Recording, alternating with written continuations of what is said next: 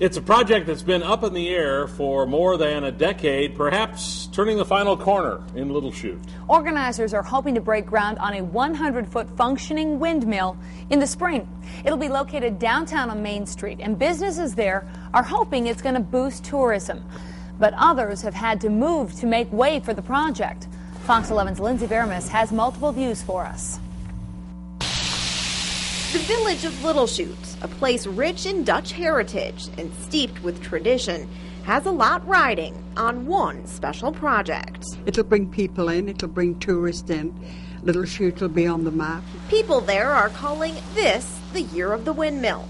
After a decade of talks, the nonprofit group raising money for the attraction has ordered the parts and set groundbreaking for spring. We've raised about $2 million so far, and we still have to raise another $800,000 before we can begin construction. Craftsmen in the Netherlands have already cast the windmill's huge axle and fashioned other parts.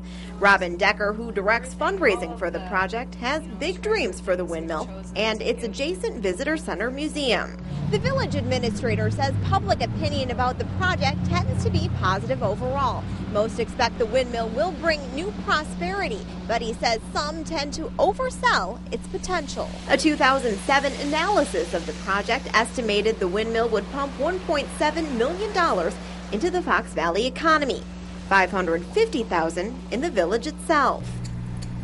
Main Street salon owner Lori Verkeilen hoped to take advantage. I was going to consider bringing in another stylist. I was going to consider having more gifts. Instead, she was forced to move with little notice 2 weeks ago. Her landlord sold the property to make way for windmill development. Verkeilen now runs That Sassy out of her home and says she's not the only casualty. It's hurting the local businesses. There's already been buildings that have been knocked down and homes that have been bought out. Others say it's sad to see businesses go, but feel the project could bring even more in. We're hoping now that the windmill will really wind it up. In Little Chute, Lindsay Veramis, Fox 11 News.